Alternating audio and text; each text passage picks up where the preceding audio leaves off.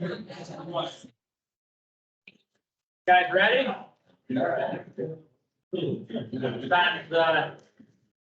Times I hate to interrupt the fellowship and the chit chat. It's always nice to catch up. It's nice to get together like this.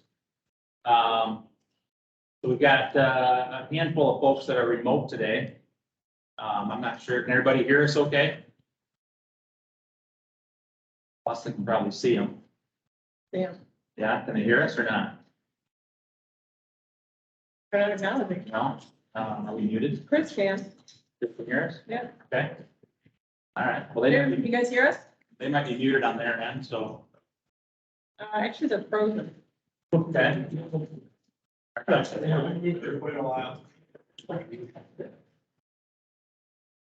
I think we're good.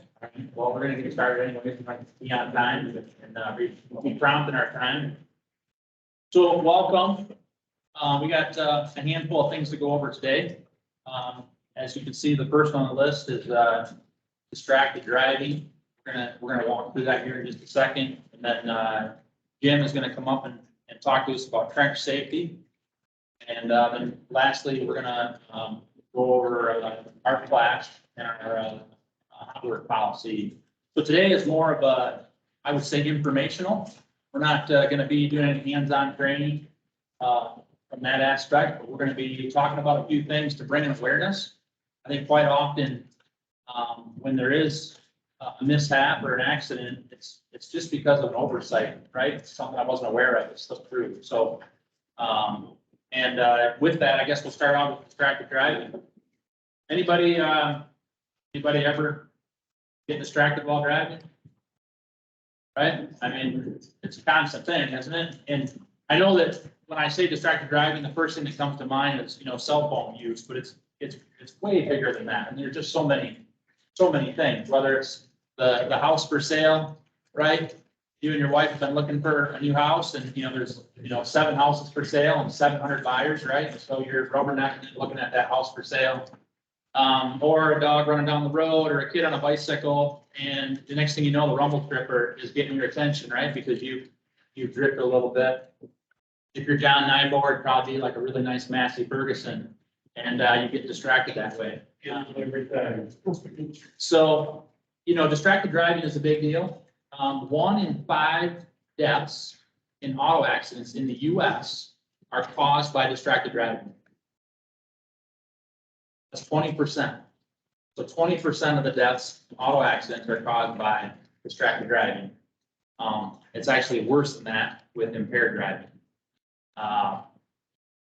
So you guys will receive an email. Melissa will send out an email, and it is our distracted driving pledge. Now, you might be thinking to yourself, well, I don't have a company vehicle, I don't have to worry about that. Guys, this isn't about company vehicle or company insurance. This is about you and your family, okay? And the last thing that you want to be is the person that caused that accident. So where's Tyler at? He was, Tyler was paying attention, slowed down. Is it Monday morning, Tyler? Monday morning, somebody on the S-curve going southbound is having some car issues. Tyler slows down, the car ahead of him slows down, but unfortunately the car behind Tyler did not slow down. I don't know if they were distracted or not, but they weren't paying attention to the car in front of them, right? And that's the obvious part. And unfortunately for Tyler, he gets hit in the rear and then he gets pushed into the car in front of him. And thankfully he's okay. So probably a little bit sore, I would imagine, some whiplash going on from that. But it's just that quick, it's just that easy. At 60 miles an hour, the time that it takes to read a text or respond to a text, you will go the distance of a football field. And it's like going that distance of a football field with your eyes closed. Think about that for a second. A football field, 100 yards, 300 feet, right? You go that far with your eyes closed on the freeway being distracted. So again, guys, I'm going to ask that every employee follow this link, sign in, and not just accept this, you guys, but embrace this. Embrace the fact that you're going to put your phone down. Embrace the fact that you're not gonna be looking for whatever just fell under the seat or what I am guilty of. I am guilty of something rattling. And I'm like, what the heck is rattling? And I'm trying to figure out what's rattling. Guilty, guys. That is probably my worst. I can ignore my phone all day long. But something rattling in my truck just drives me nuts. The next thing I know, I'm looking for it, and Leslie's like, what is your problem? So, that's, it's just me, guys. So I want you to take this to heart, please, and make this your commitment. You know, I try to think of, you know, the car ahead of me, the car behind me, right? Or the car coming at me is someone's family. And they could be my family, right? And if somebody's not paying attention, then that's gonna do harm to our family. We don't want that to happen. So I wanna make sure that we're taking this with the utmost seriousness. We talk about this every year. It's an annual thing. We talk about this, but it's not going away. And they're making laws and changing things and trying to reduce it, this distracted driving part of it, but it still just comes down to people paying attention. Today, I was over on the Beltline over by Belding Road, and this guy is behind me at the stoplight. I'm thankful that we were stopped, okay? But he's got his left foot out on his mirror. He's the driver. His left foot is out on the mirror, and he's got his hands on his phone. I'm like, how are you driving? I mean, I'm glad I went straight and he turned left because I didn't want the guy behind me. I mean, that's just crazy to me, but that's the world that we're living in right now, guys. So if we're not distracted, at least we can pay attention to the distracted driver, right? So thankfully, like I said, Tyler's all right, a little banged up and bruised. You know, trucks are fixable, repairable, replaceable, and you know, but we're not. So that is that. So watch for this email to come from Melissa. And you'll log into Navigator. If you haven't done this before, or if it's been a while since you logged into Navigator and you're like, I don't remember what it is, just reach out to Melissa. She'll help you out. She'll get you fixed up. Okay. So any questions on that here or remotely? Gary? Is this gonna be like a legal document? Is it a legal document? Yeah. No. No, not a legal document. It's a promise. That's all it is. So. Anybody else? Okay. Jim. So, earlier this year, come on, Jim. Earlier this year, if you guys don't know, Jim is a volunteer fireman in Lowell. And Jim had the unfortunate duties of doing a recovery on a couple of gentlemen. And so when that happened, I asked Jim if he would share at our next safety meeting a little about this experience and just help us recognize the dangers of excavation. So hi, for those of you that don't know me, I'm Jim, project manager here. And like Jerry said, I'm a volunteer firefighter, have been since 1992. So I've been doing it a long time. Got 6 babies I brought or helped bring in the world.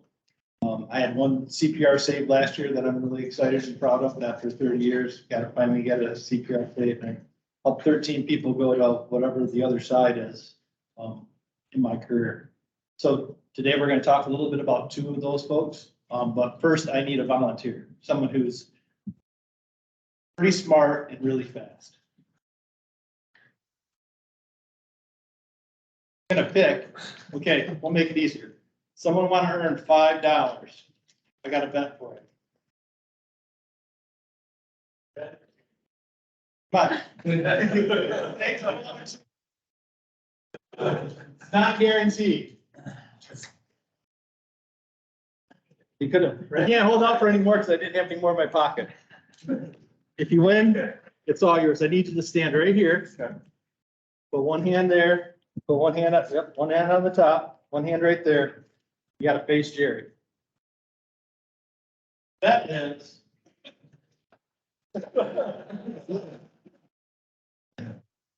There's very few rules. Okay, Jerry's gonna take that regulation roll of toilet paper. Yeah. Charmin, it's the good stuff. It's the good stuff. We need to make sure that it gets back because it's expensive and we're trying to cut costs. yeah, We all get the term. But he's gonna throw that that roll of toilet paper at you. And I'm saying that you can't catch it before it hits you. So $5 says you can. Ready?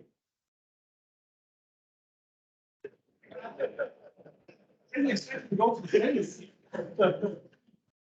Try again? Oh, wait, it didn't hit the ground. All right, you wanna try again? Try again? All right, Try ready? again. All right, cool, a little bit slower. Yeah, that was too slow. All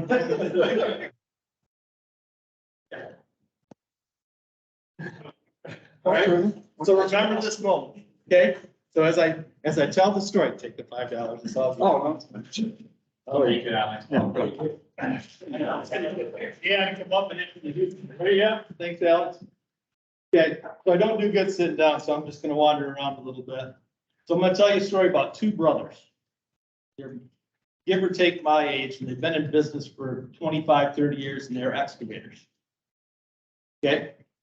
So one of them was a volunteer fireman out in Alto for like 15 years, and he quit his job at Alto Fire because he's just so busy being an excavator. So these guys, their life is about digging. So there are people in this room that have that same passion and do that same work, but, right? So they've worked together for years. They worked for the builder that they're working for years. They dug the basement of the house that they were at. They put the septic system in at the house where they were working at. They put the driveway in at the house, right? So these guys clearly understand what they're doing. So flip to the next, yep. So this is the task that they have to do. There's a real pretty house that sits over here, and this guy's gonna build a 50 by 100 barn on this property. He's got 15 acres, he's got horses, and he's gonna put a new barn in.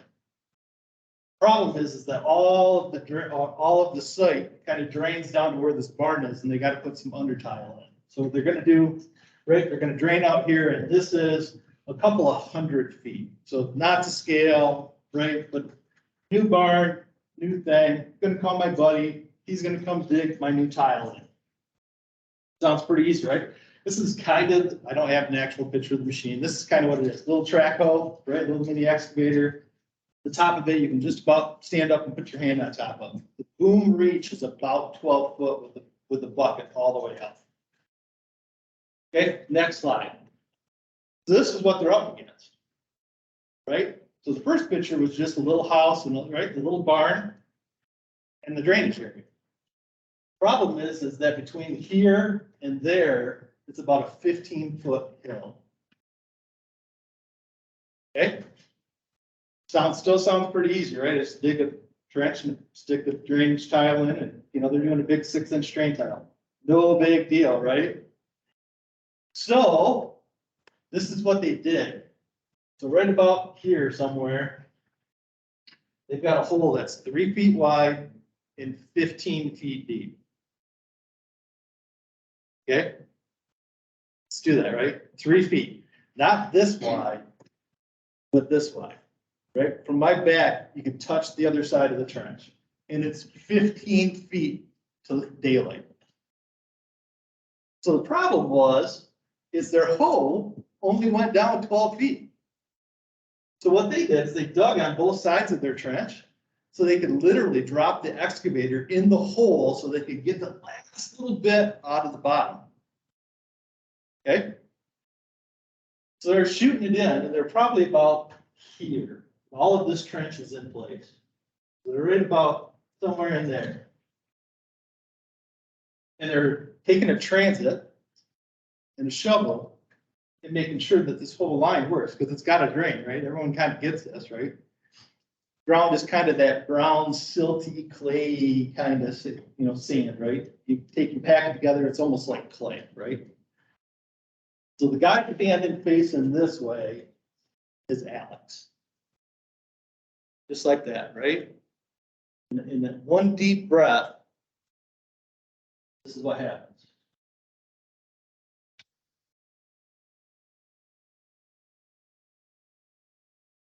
That right there is the top of that shovel. Dug the guy out. His hand was here, and his hand was here on the shovel. Never let go.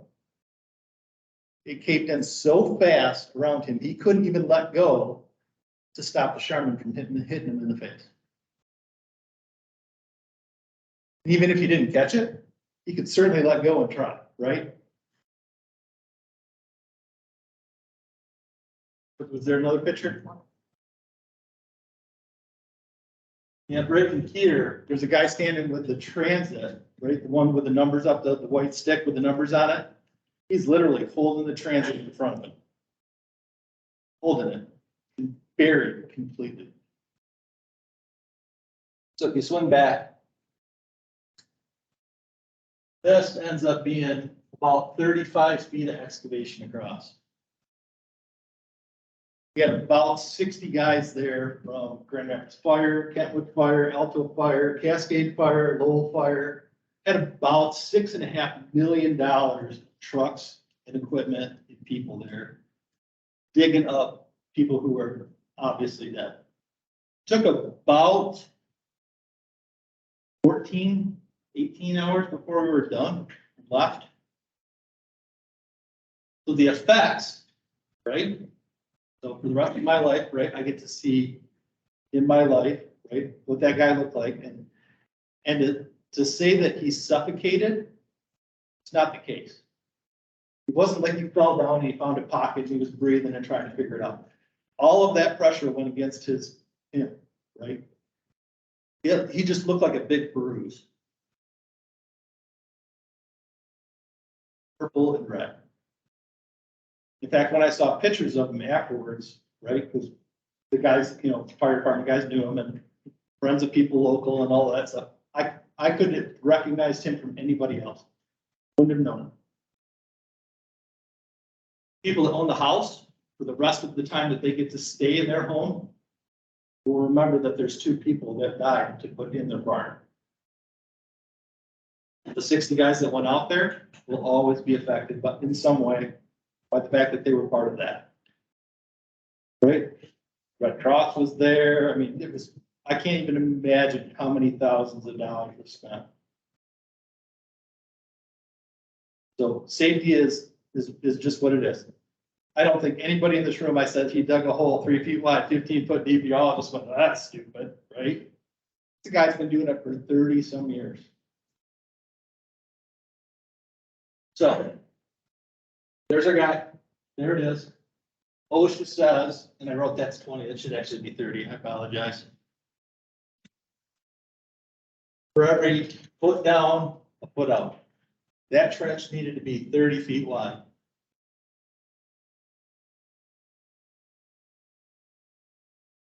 So does anybody know how deep you can dig before you have to start shoring or stepping? 6 feet.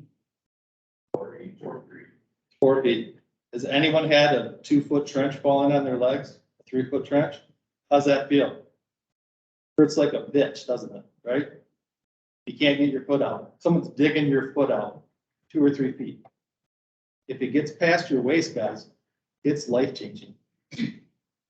4 feet deep, right?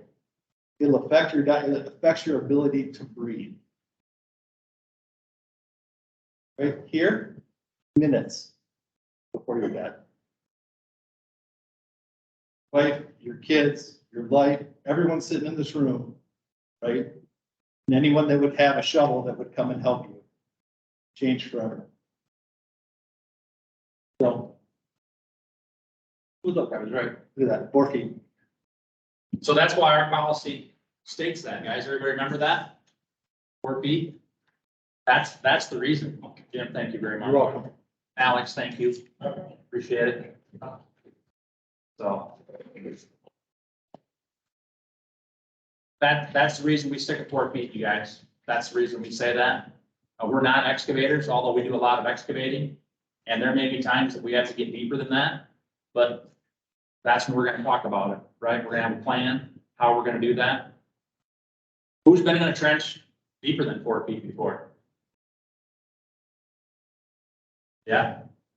I don't remember who I was telling the story, but I remember as an apprentice being left on the job to install this pipe as the excavator dug the water line.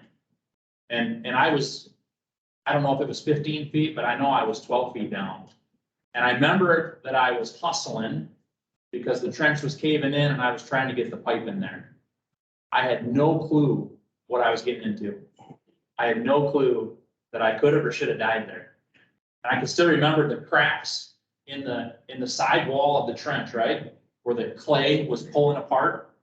And I'm hurrying trying to get this pipe in because my boss told me to get the pipe in, right? Left me a bundle of pipe and off he went. It's just because I didn't know, right? I didn't know any better. And so often we don't know better. And that's the reason we have a safety meeting. That's the reason that we get together like this and talk about these things and remind us, because if we don't talk about the 4-foot rule every once in a while, right? If I haven't done it in a while, what happens? I don't remember, right? That's the reason why do we have code updates, right? Code update, you got your license, you have to go through that code update, right? It's for a refresher, it's to bring that back up, guys, and that's why we do this, and that's why we talk about this today. I know Jim's story is very great, there's no two ways about that. And the intent was not to sicken anybody or ruin your day, but it's just being real. It's just being real about what's out there. And so often, we end up in this situation where it's like, oh yeah, the excavator's digging this, and we can just, I'll just real quick, right? I'm just gonna just jump in there. And we gotta step back and say, well, wait a minute, what are we jumping into? What does this even look like? And so it's not just making sure that Corey, Matt, and Chris are experts in trench, it's all of us. Because we're out on the job site, the superintendent says, hey, you got that pipe that's gotta run out to that manhole to pick up that fire alarm, the valve out there, right? You gotta pick that up, that flow switch out there. I think we just did this at Blanche or something like that, right? We just real quick, right? You get that pipe in there right now. But is it safe? Right? So that's why we want to make sure that you're talking to your project manager. It doesn't matter who it is, but we want you to talk to your project manager. This is what's going on. This is what we got to do. And maybe we determine that we can't do it. We got to do a different plan. We got to figure that out. Okay. Nobody wants to be where those guys were, right? Nobody at all. So Jim, thank you much for sharing that. I know it wasn't easy. I appreciate you sharing your story, so. Okay. Anything more on excavation, guys? Anything more on that? Any questions? Okay. Well, let's talk about energized work. Kelsey, Ryan, you guys want to come on?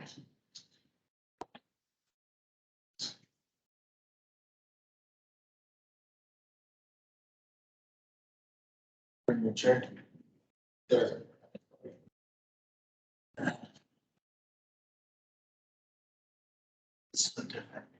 Yeah. Kind of intimidating, isn't it? Yeah. I get nervous up here all the time, Kelsey. They say, Kelsey, that when you're in front of people, like your group of people, you have to measure by your underwear. If that gets scarier, so don't go there. Do that. So, Kelsey, first of all, thank you.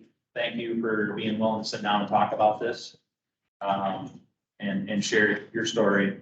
And so if you guys haven't heard, about a month ago now, Kelsey, we had an issue with the panel in the ski, and first thing Kelsey said was, I gotta tell my story. I gotta make sure that this doesn't happen to anybody else. So Kelsey, start us out with your day. What was going on? Where were you going? What was what was the day like? I was supposed to, go out in Muskegon and work on some light poles that weren't working.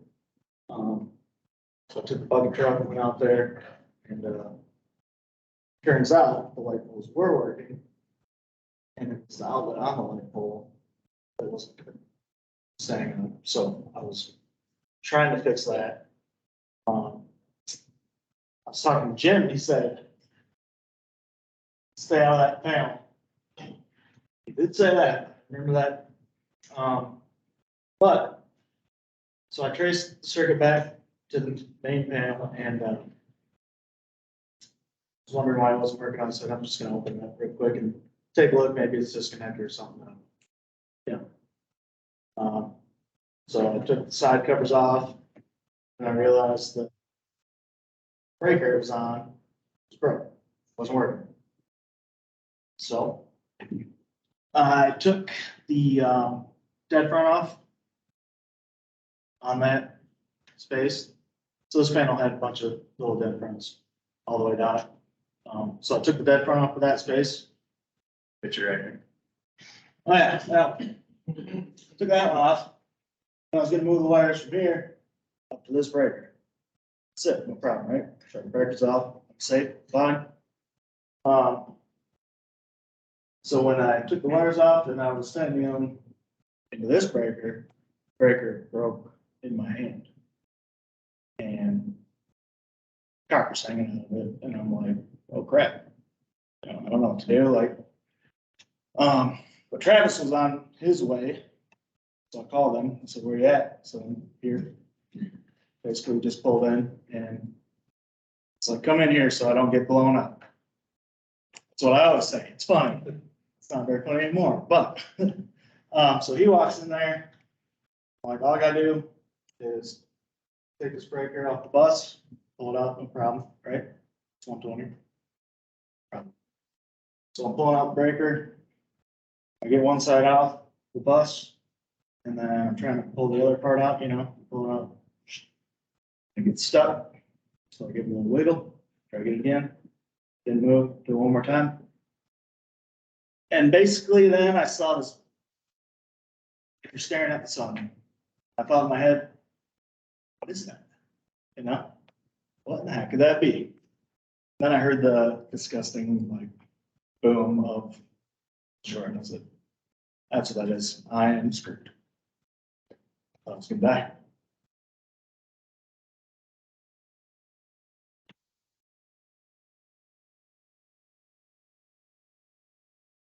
I thought about the kid. Was that I was alive, but I'm on fire. And I'm like, I hear Travis go, Kelsey, all right? I'm like, get out of here, man. I started running. I ran outside and I looked at my arms and my fingers looked like hot dogs, like they'd been left on the grill for days with the gas on, I couldn't see the rest of my body, so like, how messed up am I, I don't know if I was gonna be okay or not. And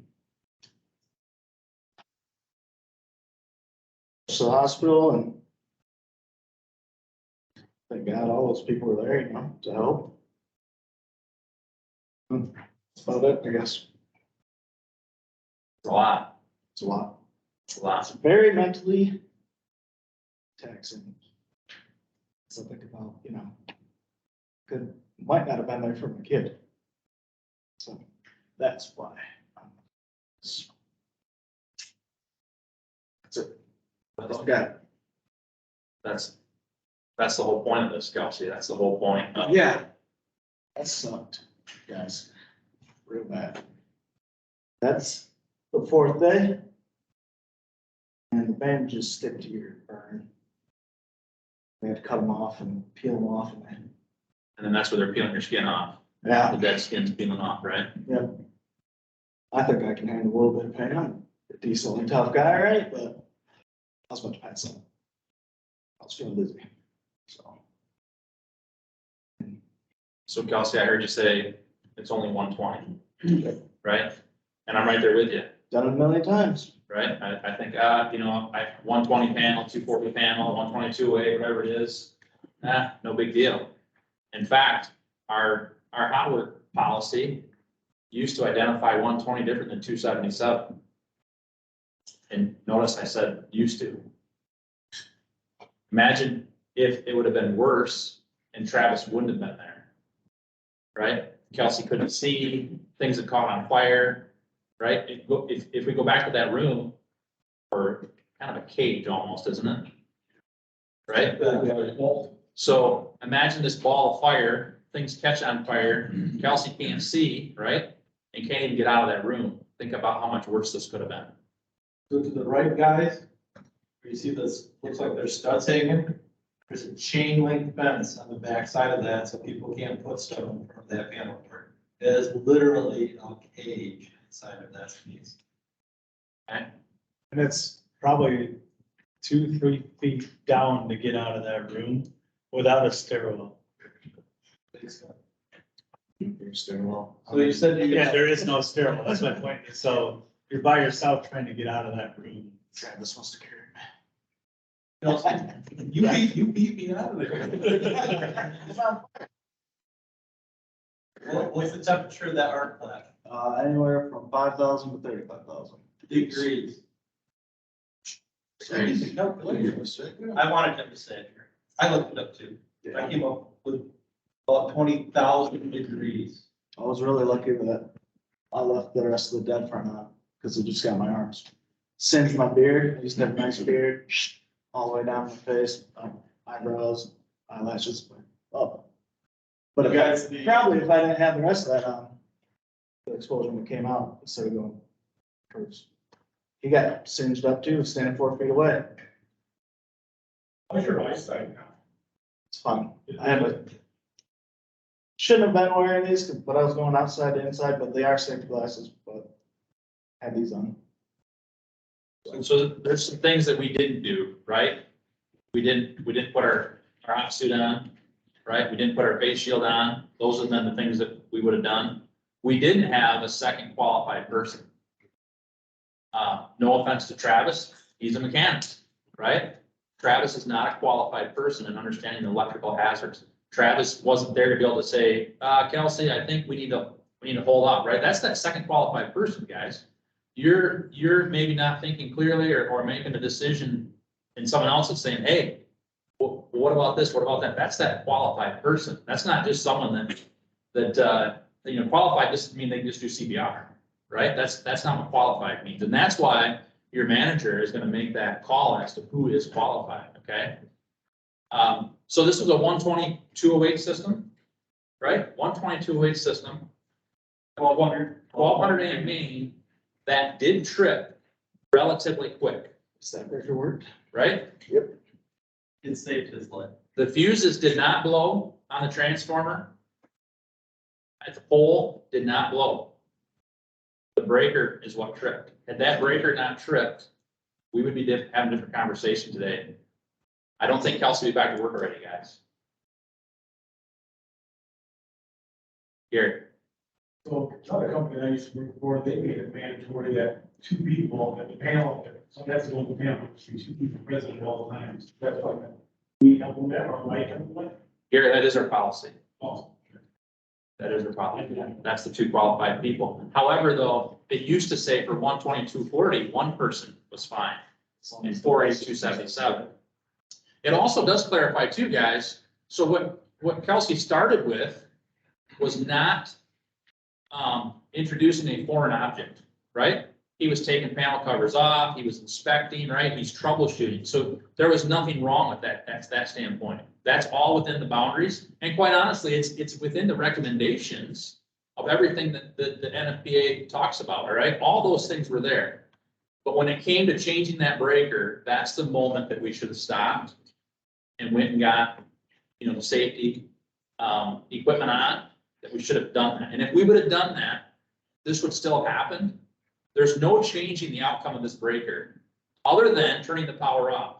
Now that would have been an option as well. We're in a car dealership, right? We can go talk to them and say, hey, this is what's going on. The worst they can say is no, right? And we're like, okay, well, we'll come back tomorrow or at lunchtime, right? That's our first objective always, is to turn the power off.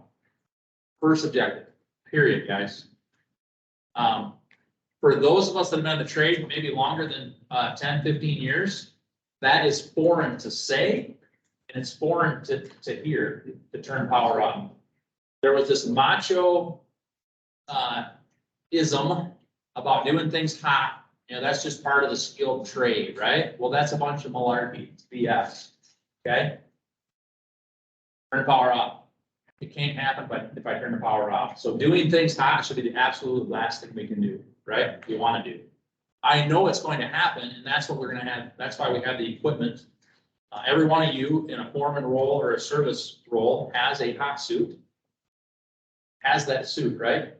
And put that on. And So Dave knows, we wear suits all the time.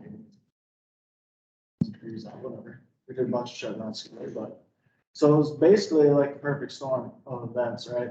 So I had the bucket truck, I didn't have my van. Bucket truck does have hot gloves. But I wasn't gonna go in the panel anyway, but. So. Yes, the brake, when the breaker broke, it was more like I have to get this fixed right now, so nobody gets hurt type thing. But I should have thought, if I would have stepped back and thought about it, Travis was there with my van, that's what he was bringing me, was my van and my hot suit, so. If I could have just stopped and thought about it, instead of, kind of freaking out that a breaker's sitting there broken my hand, I could have maybe changed the outcome of it. Just by stepping back and looking at it. So, Kelsey, it's easy for us to sit here today, right, and rehash this out and say, well, why didn't we do this? Why didn't we do that? And you and I talked about this at the house. Yeah. That's not what this is about. That's not what this is about. It's not about what we did or didn't do right. It's about all of us learning from this together, right? And I believe that anytime that we as a company make a mistake, then if we learn from it, those are investments. Those aren't mistakes anymore, guys. And that's the whole near miss thing. That's where we want to hear about near misses and what's happening. And obviously, this was not a near miss, but we're learning from it, right? Everybody on this call today, everybody in this room, everybody that's remote today is learning from this right now. Now, maybe you knew all about this. Maybe you heard some tidbits about it, but I really want to make sure that we all knew exactly what happened and how it happened. And when Kelsey, when you were sharing the story, the famous words that we all say before something goes wrong is, I was just gonna. That is like, every accident story starts with that, right? I was just gonna. Okay? If it's the weekend, it was probably your buddy saying, hold my beer. But at work, we always say, I was just gonna. And it just is, Kelsey. I was just gonna do this. I was just gonna, Yeah. I'm so thankful that, the things that were in place that did prevent worse injury. One, you had the right shirt on, right? yeah. The shirt that, Sure. So there's, the burns look a lot Right better, there. you can see where my sleeves were. this is why you guys that don't wear cotton shirts. Yep. If I would have been wearing a different shirt, oh my gosh, that, It would they have would have to been, put me to sleep to scrub my wounds. There's no way. that's why we switched. Remember a few years ago, we went away from the nice, cool wicking, right? We had those. They were pretty nice for the hot weather. And I even, in my mind, battled with that still, to say, well, man, if we have a hot work policy, then, should we be able to go back to those? And what about when we're not working? But just that one split second, what did that save? I'm not the skinniest guy, but I can sweat a little bit more if that means that it's gonna protect us, right? So to me, that's the other side of it. Well, that probably would have melted all over my entire body. It would have been, at 5,000 degrees, right? Think about this polyester shirt that I have on right now, right? Ryan, what do you got there? You don't like something like this? Well, it's either you guys come up afterward and look at some of them, but that's some of the stuff around. Parts from the panel to, melt the copper, and if you look close at the tip of the screwdriver, there's a little piece of the melted copper on the end of it. Okay. So that's what's flying out at you and it explodes. Looking at that bus, that copper bus, it didn't melt. Right, guys, I want to make sure that you guys clearly understand, it did not melt. It vaporized in seconds. Tenths of a second. It went from a solid form to vapor before you could even breathe. The idea that it just kind of melted or it fell away or whatever, that's just not the case, guys. It changed its form before you take the breath in.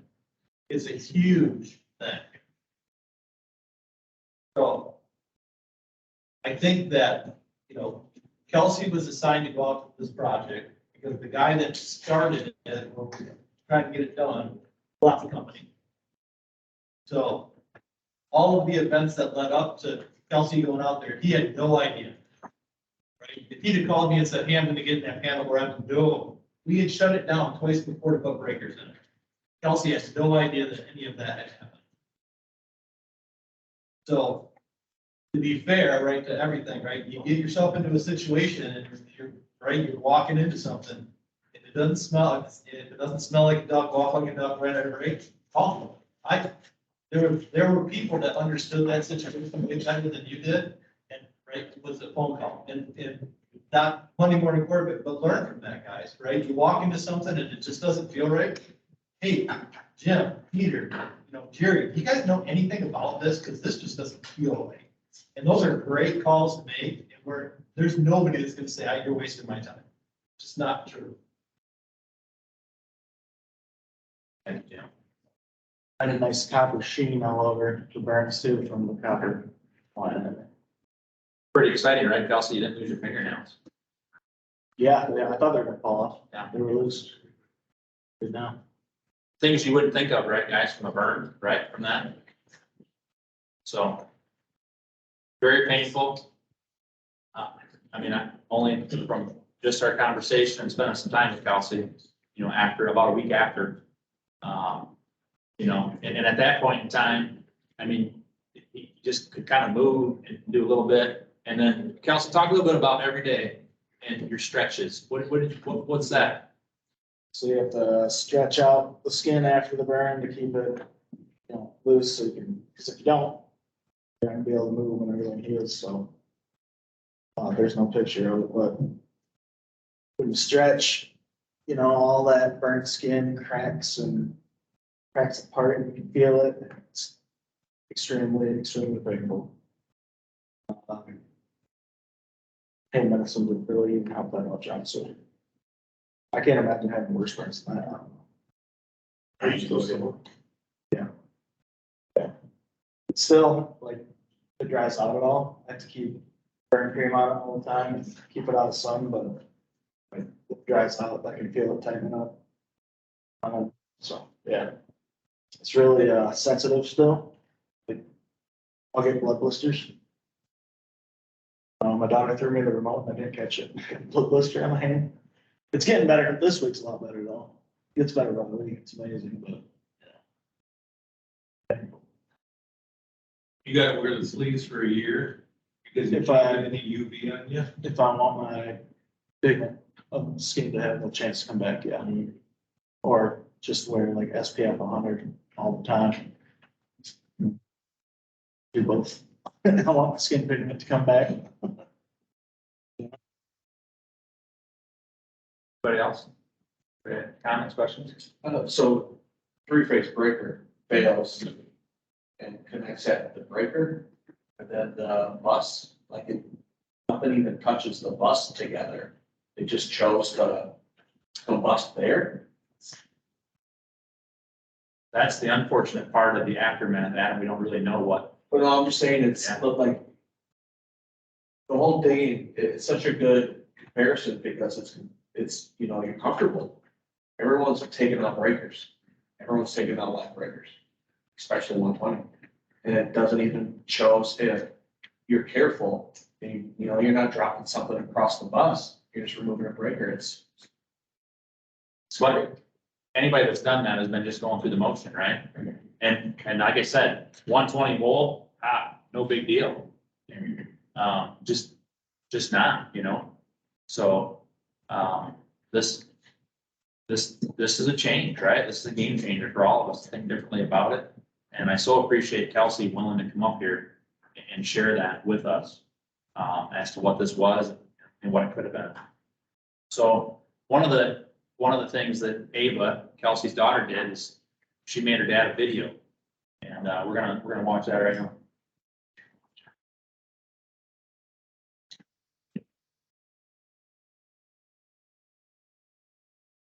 Right.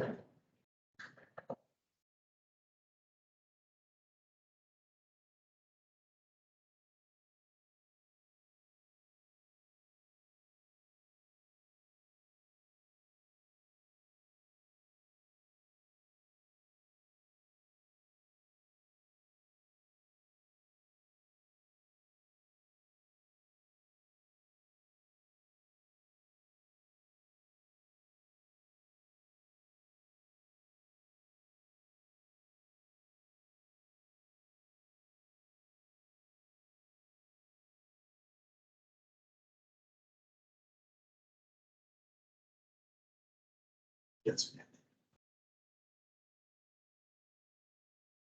So you can get the tense here. She wasn't sure if he was gonna be okay. She didn't know. She didn't know if her dad was gonna be okay. Guys, this is the part that everyone, if someone wants him to come home. Okay? So it doesn't matter what it takes, what we gotta do, but safety has to be the utmost importance of what we do.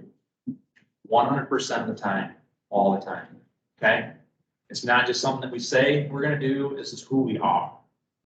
Okay, first and foremost is safety. Before getting the job done, before productivity, you gotta be comfortable. Everybody in this company's gotta be comfortable to raise their hand or speak up and say, we can't do it. We gotta figure out a better way to do it. Okay? Only takes the one time. And I know, I was, I'm kind of sitting back there, I'm like, I'm safe, this never gonna happen to me. One time, where everything falls in line, and I don't have my safety stuff on, it's the one time that it blows.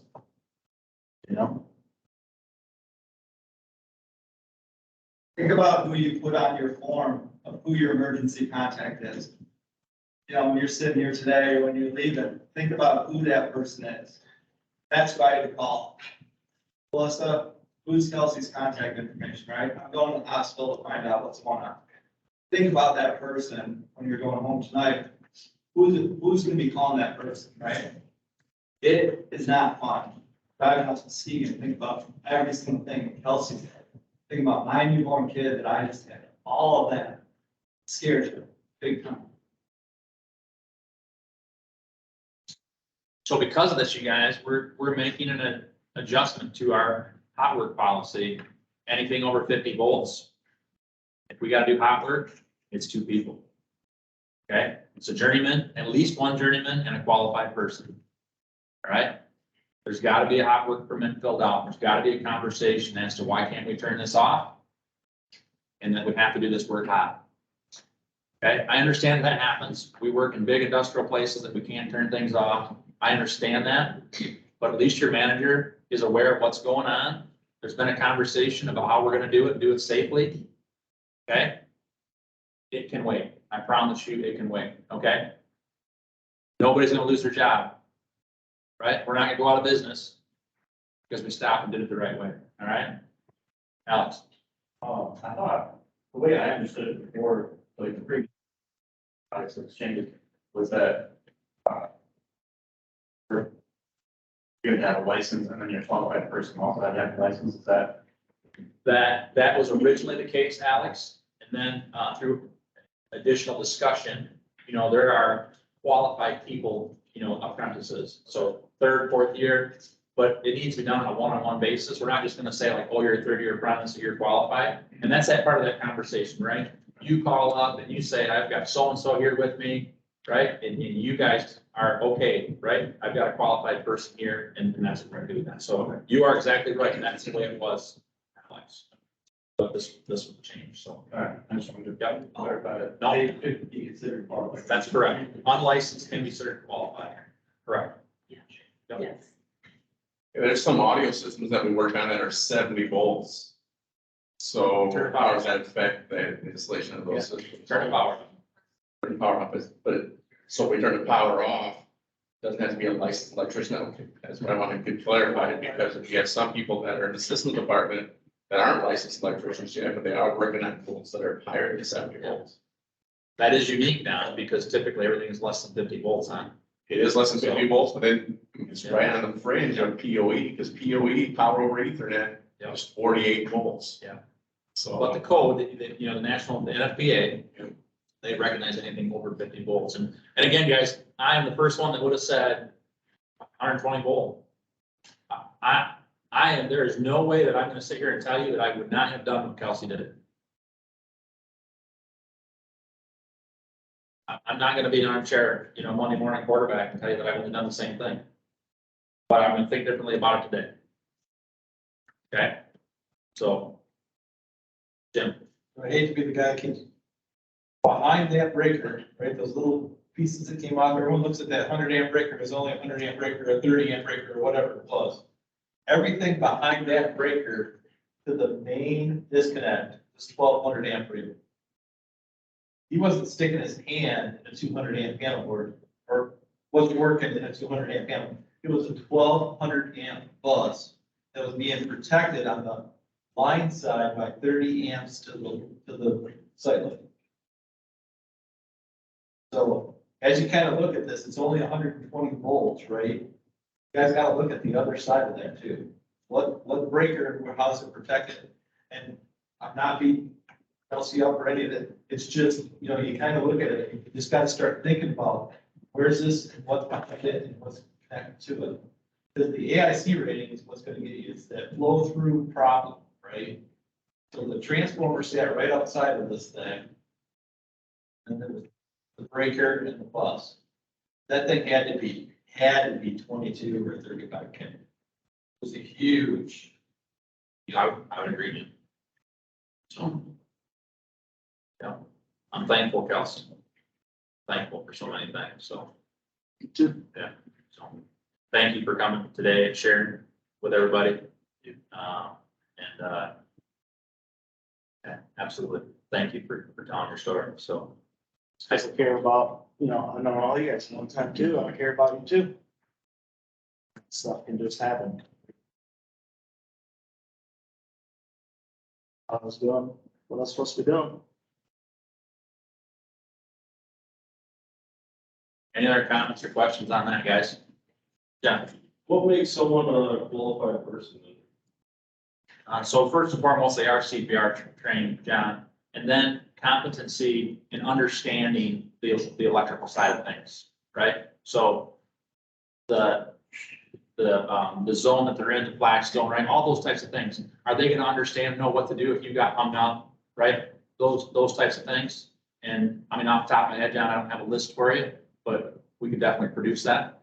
So, you know, definitely not someone in their first or second year problem that just hasn't had any exposure to know what's going on, right? I mean, in my mind, I'm thinking, who is the guy that's gonna save my life if this thing goes south? That's the qualified person. That's So more or less someone with some training, someone that you trust. absolutely. Which if you're gonna do an energized work, you're gonna be contacting the office, so you're gonna tell them who's working with you and we can help you make that decision. Gary. So I understand that most guys have these flashings and stuff in their trucks. So they're working with a qualified person, should those individuals have two in the truck, so they both of them can have those? So in some cases, we do have additional suits on job sites, Gary. We do have additional suits to be signed out. The hard part of just having a suit out there is, you know, you take a medium, Corey takes a large, and right, and then having the right suits. So sometimes we have to be a little more specific about getting those suits out there, but there are plenty of suits here to be signed out, so they're available. And then also too, you get into that flash zone, and if that person's outside of that flash zone, then they don't have to have it. But there are things that still would happen, as in, you know, Ryan made this point, we were talking earlier, it's like, well, what if the guy's hung up, right? Does that guy have gloves? You know, how is he gonna, right? I mean, you know, we all know, you know, a wood or non-conductive thing, right? But again, that's all these conversations that we want to be having as a company before we just jump into a situation, so that we can be proactive instead of reactionary. So. Questions?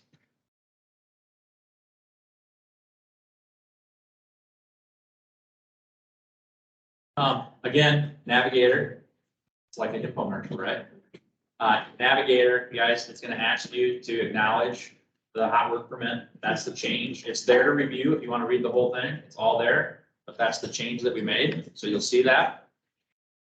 And then how about some good news?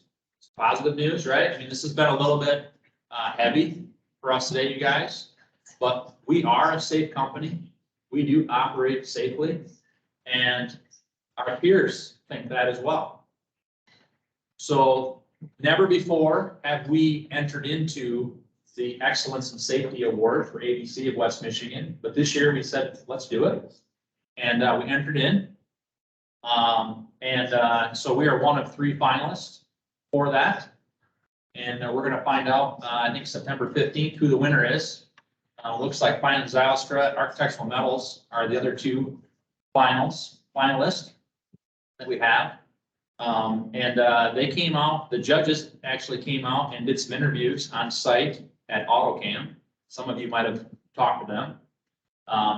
Or maybe saw Les and I walking around with a bunch of people in shiny hard hats, wondering what was going on.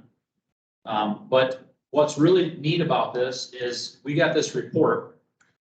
And there's lots of metrics in here that talks about how High Point does safety. And there's lots of bar graphs, and I can say to you that nobody scored higher in any category than High Point did.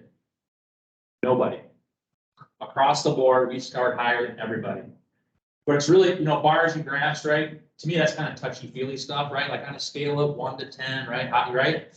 Okay. But what I like is the comments that were made, and I want to share these comments with you guys because this is really cool. So please describe your general impression of each trade contractor's commitment to safety. High Point Electric, above expectations, all good. This one's kind of funny. Also does a good job with safety. Committed, excellent. Excellent safety practices, fully committed, great attitude towards employee safety and improving their company focus is valuable to us as a GC. High Point is a first sub for me. Their safety culture is excellent. High Point has come a long ways and it has made jobs smoother. High Point is fully vested in their safety culture from top to bottom, and crews in the field do not need outside reinforcement or reminders from the GC representatives in order to perform safely. Nearly 100% of employees came prepared every day, did not need to ask about or even question safety with the team. Great employee buy-in without GC request. Never needs to be told to put their safety gear on. Priority. They do it for the right reason. They go above and beyond to ensure a safe work environment for their employees. Well prepared. We do not have to stress safety to High Point because they put safety first. Willing to listen and work together for a safe site. Nice job, you guys. Nice job. Job well done. This reflects on everyone that's on this call here today, out there in the field making this happen. This isn't me making promises or anything else. This is you guys buying in to being safe and making sure that everybody goes home back in right. Okay. This didn't happen just because of a whim. We were scored and graded against great competitors. Okay. There was, I think 11 or 12 people that entered into this. And, we're one of the 3 finalists. And that's an honor. A job well done. So well done by everybody. Okay. To me, that's pretty awesome. And that's something that, to celebrate. So if we, just a second, Kels, if we win this thing, we're going to do something fun. All right. So mark my word. You guys know I like to eat. So we'll do something fun. All right. Kelsey. Hopefully I didn't ruin it for you. So it's not about, I hear what you're saying, Kels, but it's not about not making mistakes. It's not about not having accidents, but it's about doing it right? It's about making those choices. And the culture, you guys, we can buy all the safety stuff in the world, but if you don't buy into that, if you don't feel it's important for you and your family, it doesn't matter. It just won't matter. Okay. So thank you for making it happen. Each and every one, thank you for making it happen. I just can't thank you enough. So well done. Well done, guys. So